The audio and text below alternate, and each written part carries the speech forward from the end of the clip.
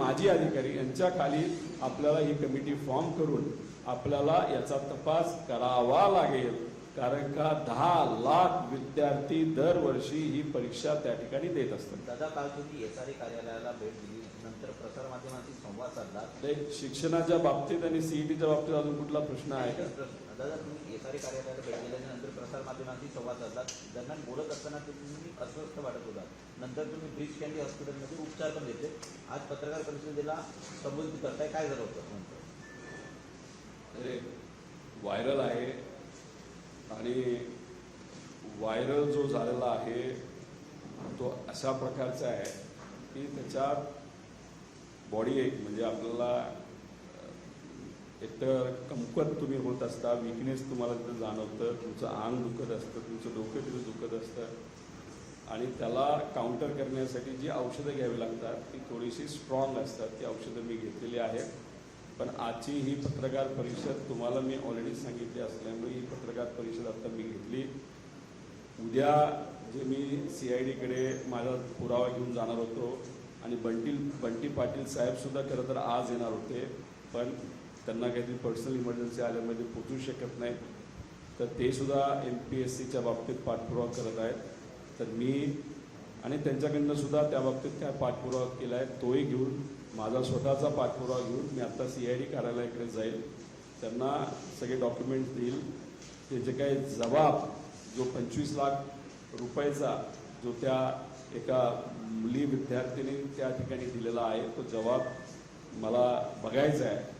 ते मला दाखवतील नाही दाखवतील तो त्यांचा त्या ठिकाणी विषय, पण तिथं गेल्यानंतर आपण बघूया. आणि तो झाल्यानंतर उद्याच्या ज्या बैठका होत्या तर अनफॉर्च्युनेटली कॅन्सल करून थोडंसं माझं होम डिपार्टमेंट म्हणजे माझी पत्नी यांनी मला आदेश दिलेला आहे की आपल्याला पुण्याला यावं लागतंय, तिथल्या डॉक्टरला दाखवावं लागतंय आणि 2 दिवस घरी थांबावं लागतंय. त्यामुळे त्या होम डिपार्टमेंटचं सुद्धा आम्हाला ऐकावं लागेल, कारण का कालपासून त्यांचे फोन सुरू आहेत, मुलांचे फोन सुरू आहेत. त्यामुळे त्यांचं आणि डॉक्टरांचं म्हणणं ऐकून पुढचे 2 दिवस मी तिथं विश्रांती 2 ते 3 दिवस मी तिथं विश्रांती घेणार.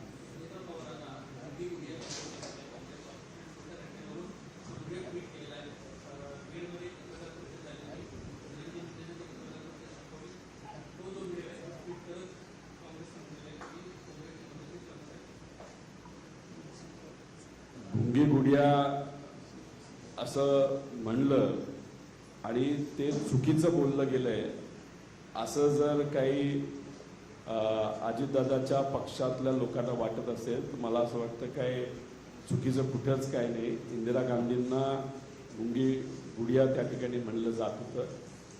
पण महत्त्वाचं काय की तिथं जेव्हा पत्रकारांशी संवाद साधला जात होता तेव्हा बीडच्या लोकांच्या वतीने एका पत्रकाराने योग्य असा प्रश्न त्या ठिकाणी विचारला होता. तो म्हणजे तिथं म्हणजे बीड जिल्ह्यामध्ये वाढत असणारी गुन्हेगारी.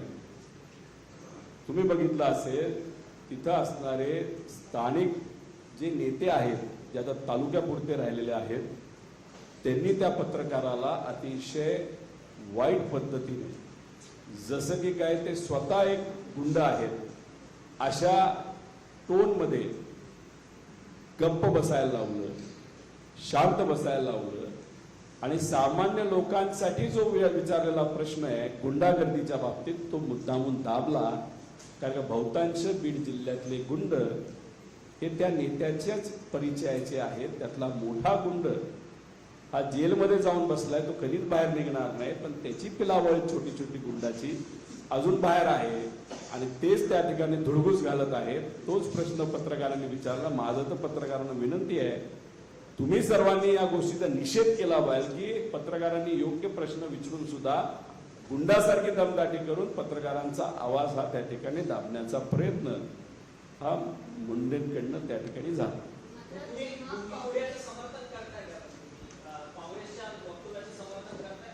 त्याला तुम्ही न पॉझिटिव्हली घेऊ शकता न निगेटिव्हली घेऊ शकता.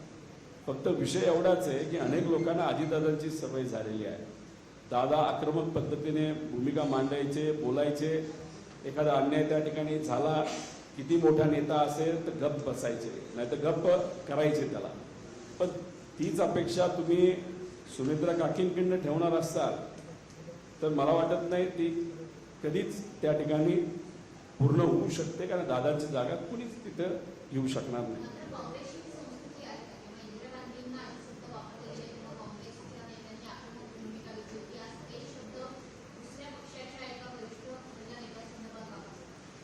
हे बघा, पूर्वी इंदिरा गांधीजी जेव्हा शांत असायच्या, नाहीतर कुठेतरी कदाचित माझं वाचन कमी आहे, कदाचित मी चुकीचं बोललो तर माफ करा, पण त्या काळामध्ये काही लोकांनी लिहिलं होतं की नेहरूजींबरोबर जेव्हा इंदिरा गांधीजी जायच्या तेव्हा त्या शांत असायच्या, त्या ऑब्झर्व करायच्या. आणि लिहिणाऱ्या लोकांनी लिहिलं होतं की गुंगी गुडिया म्हणजे शांत, आणि काही लोकांनी भाषणाच्या माध्यमातून सुद्धा त्या गोष्टीचा उल्लेख केला होता. पण जेव्हा त्या पदाची जबाबदारी इंदिरा गांधीजींवर आली, या देशामध्ये आजपर्यंत जे कोणी प्रधानमंत्री झालेले आहेत सगळ्यात उत्कृष्ट काम जवाहरलाल नेहरू साहेबांनंतर जर कोणाचं असेल तर ते इंदिरा गांधींचं आहे. आणि इंदिरा गांधींनंतर मग बऱ्याच लोकांचा नंबर त्याच्यामध्ये लागतात. त्यामुळे मला असं वाटतं एका बाजूने चांगलं पण आहे, वाईट पण आहे, पण मुद्दा काय होता, तिथल्या तिथं त्या नेत्याला हटकायला पाहिजे होतं, जे दुर्दैवाने त्या ठिकाणी हटकवलं गेलं नाही.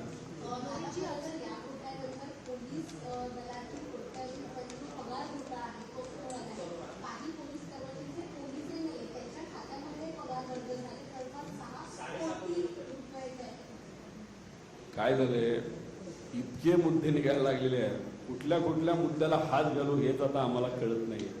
इतका मोठा भ्रष्टाचार या राज्यामध्ये त्या ठिकाणी सुरू झालेला आहे. पेपर फुटीमध्ये भ्रष्टाचार, सरकारी भरतीमध्ये भ्रष्टाचार, लाडक्या बहिणीमध्ये भ्रष्टाचार, शेतकऱ्यांच्या योजनेमध्ये भ्रष्टाचार, इतरही जे काही योजना आहेत त्याच्यामध्ये आपण MSRDC घ्या, MSIDC घ्या, काल SRA मध्ये आम्ही गेलो, तिथं मोठा भ्रष्टाचार आहे. त्यामुळे या सगळ्या गोष्टींमध्ये एवढ्या मोठ्या प्रमाणात जो भ्रष्टाचार चाललाय, याच्यात जर पोलिसांच्या पगारामध्ये सुद्धा 6-6.5 कोटी जर खाल्ले जात असतील तर हे दुर्दैव आहे. त्या बाबतीत नक्कीच आम्ही लक्ष घालू. 100% आहे. गृह विभागाची आणि तिथे असणाऱ्या नेत्यांची ही सुद्धा जबाबदारी आहे की या राज्यामध्ये कुठं ना कुठंतरी त्या ठिकाणी कायदा व सुव्यवस्था चांगली राहिली पाहिजे. पण दुर्दैव असं, या राज्यामध्ये कायदा व सुव्यवस्था चांगली नाही, रोज काय ना काहीतरी त्या ठिकाणी होत चाललेलं आहे. आणि त्याच्याच बरोबर गृह विभागामध्येच 6.5 कोटी रुपयाचा भ्रष्टाचार होत असेल, हे कितपत योग्य आहे? आणि सामान्य प्रशासनाच्या अंतर्गतच ह्या सर्व परीक्षा त्या ठिकाणी घेतल्या जातात. आणि काही कंपन्या सुद्धा सामान्य प्रशासनाच्या अंतर्गत ह्या रिक्रुटमेंटच्या कंपन्या फायनल केल्या जातात. त्यात सुद्धा एवढा मोठ्या प्रमाणात भ्रष्टाचार असेल तर कुठं ना कुठेतरी मुख्यमंत्री साहेबांची सुद्धा होम मंत्रालय म्हणून सुद्धा आणि त्याच्याच बरोबर CM म्हणून सुद्धा 100% जबाबदारी आहे.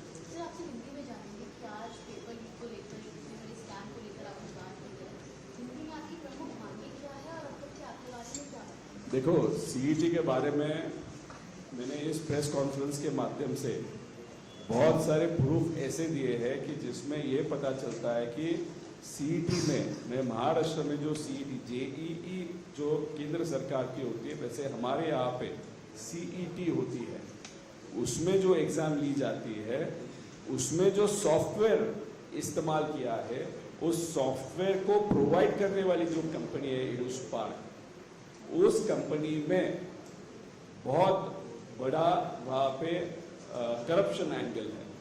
एक तो 2021 में उनको जब काम दिया था तब TCS इस कंपनी को L1 या सबसे लोएस्ट प्राइस का उन्होंने वहाँ पे टेंडर भरा था, उनको काम मिला था TCS को, लेकिन वो कैंसिल किया गया, 3 बार कैंसिल किया गया, फिर वो काम दिया गया EduSpark को. उसके साथ 2023 को उनके पास क्वालिफिकेशन न थे न कुछ था, तब भी उनको 2023 को काम दिया गया. लेकिन अभी एक नई इंफॉर्मेशन सामने आई है कि बिहार सरकार ने एक इंटरनल इंक्वायरी की थी और इंटरनल इंक्वायरी करते वक्त उन्होंने महाराष्ट्र सरकार का वहाँ पे एग्जाम्पल दिया था, जहाँ पे उन्होंने बोला है कि महाराष्ट्र सरकार में एडुस्पार्क नाम की एक कंपनी है, उसके सिस्टर कंसर्न्स है, उन्हीं के और ज़्यादा कंपनियां हैं जो कार्टेलिंग वहाँ पे करती है, और कार्टेलिंग करने के कारण वहाँ पे उनको बहुत बड़े बड़े कॉन्ट्रैक्ट वहाँ पे मिलते हैं। अभी हमारा जो कहना है कि ये जो परसेंटाइल का विषय है, वहाँ पे 100% मैनिपुलेशन हो रहा है, वहाँ पे भ्रष्टाचार हो रहा है, पैसा लेके वहाँ पे परसेंटाइल बढ़ाया जा रहा है। एक तो उसमें ये सॉफ्टवेयर कंपनी इन्वॉल्व है, अधिकारी भी इन्वॉल्व हो सकते हैं, ये हमको देखने की जरूरत है। बहुत सारे टीचर्स हमको मिले, क्लासेस के टीचर्स हमको मिले, जो स्टूडेंट्स हैं उनके पेरेंट्स भी हमको मिले, और उन्होंने कहा कि पहले ज़माने में करीबन 7-8 साल पहले OMR बेस मतलब ऑफलाइन बेस्ड एग्जाम ये CET की होती थी, तब कोई भ्रष्टाचार वहाँ पे नहीं होता था। जब से ऑनलाइन चालू हो गया वहाँ पे भ्रष्टाचार चालू हो गया। उसी के साथ जब 10th के मार्क्स, 11th के मार्क्स, 12th के मार्क्स हम जब भी देखते हैं, 2022 तक जो 10वीं में होशियार है 80% के आगे, जो 11वीं में 80% के आगे, 12वीं में 80% के आगे, जो फर्स्ट 100 मेरिट लिस्ट होती है CET की, उनके वहाँ पे सब 88% के आगे होते थे। लेकिन 2023 से अनफॉर्चुनेटली वो जो फिगर है वो धीरे धीरे गिरते गया। मतलब कहाँ ना कहाँ तो भी लोगों का कहना ये हो गया कि पढ़ने से अच्छा है कि किसी ऐसे एजेंट से हम मिले, बात करें जो हमारा परसेंटाइल बढ़ा सकता है। इसीलिए कुछ दिनों में हमारे अध्यक्ष शशिकांत शिंदे जी है, उनके मार्गदर्शन में बाकी जो पक्ष है, मित्र पक्ष है, और कुछ सामाजिक संगठन, हम सब मिलके पूना में एक बहुत बड़ा वहाँ पे आंदोलन या मोर्चा वहाँ पे निकालेंगे, जिसमें एक तो CET का मुद्दा हम लेंगे, उसी के साथ प्राध्यापक भर्ती का मुद्दा हम लेने वाले, उसी के साथ हम MPSC का ऑनलाइन ऑफलाइन का मुद्दा लेने वाले, LPSC का जो पेपर फूटा था वो मुद्दा लेने वाले। मतलब बेसिकली स्टूडेंट्स के एंगल से जो जो मुद्दे हम ले सकते वो सब मुद्दे हम पूना के मोर्चा में वहाँ पे लेने वाले। सर, एक सवाल ये है कि सिद्धिविनायक मंदिर के ट्रस्ट द्वारा कल एक प्रेस कॉन्फ्रेंस में कहा गया कि जो आरोपी है उनके तार उद्धवपुर से भी जुड़े हुए हैं। संजय राउत को इस बारे में जानकारी नहीं है। इसमें जो है CID की मांग की जा रही है, और अब तक 45 लोगों पर कार्रवाई भी की जा चुकी है। इसको लेकर क्या करेंगे? उद्धवपुर पर आरोप लग रहा है कि वो इस पूरे स्कैम में शामिल है।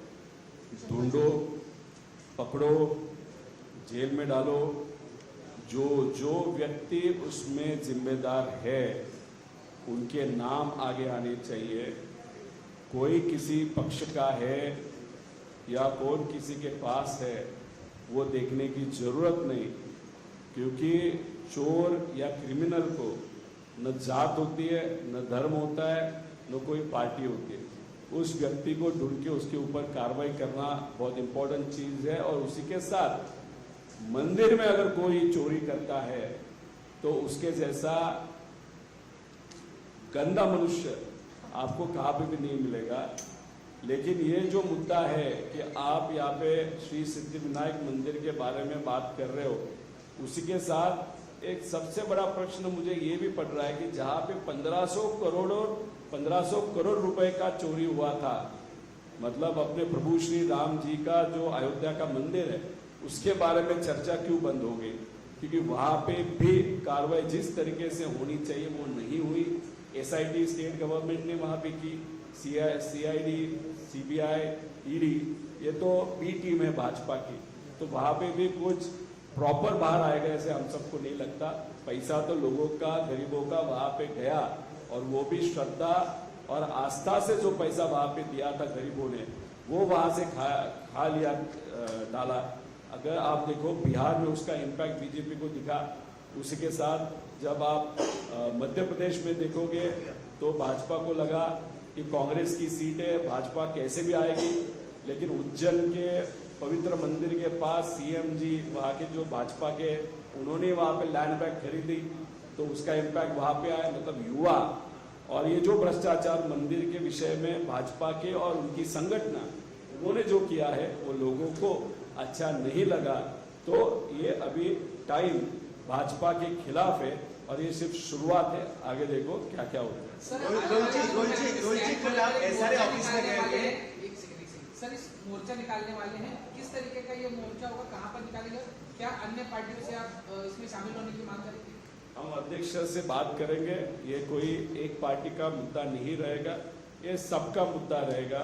कोई भी पार्टी का बैनर वहाँ पे लिया नहीं जाएगा, वहाँ पे सिर्फ इंडियन फ्लैग होगा, बाकी कोई किसी पार्टी का कोई भी फ्लैग वहाँ पे आपको नहीं दिखेगा। ये कॉमन लोगों का, बच्चों का ये मोर्चा रहेगा। कल आप एसआरए ऑफिस में गए थे, वहां पर आपने महेंद्र कल्याण जी की बात की। 5,000 करोड़ रुपए का आपने आरोप लगाया कि वहां पर 2 अधिकारियों ने घोटाला किया। ये घोटाला क्या है, तो इसकी जानकारी चाहिए। 5,000 करोड़ सिर्फ एक लैंड के बारे में आप बात कर रहे हो। ये लैंड कहाँ पे है? तो आप मुंबई में एट्रिया मॉल जो है वर्ली में, उसके पास जो पेट्रोल पंप है, उसके पास जो नाला है, उस नाले के पास ये जमीन है।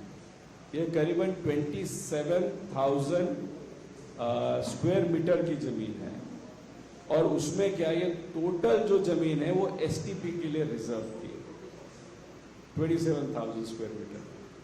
अभी ये 27,000 स्क्वायर मीटर से, उसमें से इन 2 अधिकारियों ने, जिसका नाम वो मिटकर है और डीबी पाटिल, इन्होंने क्या किया, तो उसमें से 10,000 स्क्वायर मीटर ये जमीन एक बिल्डर को इंटरनल पेपर वर्क बना के वहां पे ट्रांसिट कैंप के लिए वहां पे दिया, which actually is not allowed. और उस वक्त बीएमसी ने पत्र लिखा था एसआरए को कि आप ये जमीन दे नहीं पाओगे क्योंकि यहाँ पे रिजर्वेशन 27,000 स्क्वायर मीटर पे एसटीपी का है।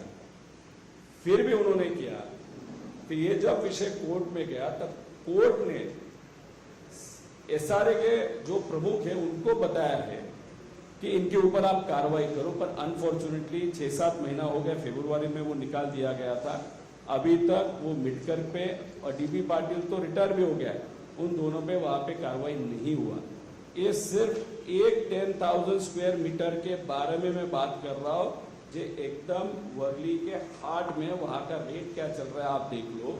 ये एक केस है, अभी ऐसे बहुत सारे केसेस हम निकालेंगे जिसमें ये मिटकर और ये इन्वॉल्व है। इसीलिए हमने कल जो एसआरए के कमिश्नर हैं उनको वहां पे बोला है कि आगे के कुछ दिनों में अगर आपने इन दोनों के ऊपर कार्रवाई नहीं किया जिस तरीके से कोर्ट ने कहा है, नहीं तो फिर हम 10 दिन के बाद ऐसे ही प्रेस कॉन्फ्रेंस उस विषय के बारे में लेंगे और उसमें कौन कौन जिम्मेदार है वो लोगों को वहां पे बताएंगे। सर, कांग्रेस ने सुनेत्रा पवार जी को कहा है कि गूंगी गुड़िया कब तक बंद रहेगी, कि आप इस वाक्य से समर्थन करेंगे इस वक्त? चुनाव आयोग ने क्या चुनाव नहीं, देखो, गूंगी गुड़िया ये एक तरफ से अच्छा भी स्टेटमेंट है और गलत भी स्टेटमेंट है, क्योंकि इंदिरा गांधी जी को गूंगी गुड़िया कोई लोग वहां पे कहते थे।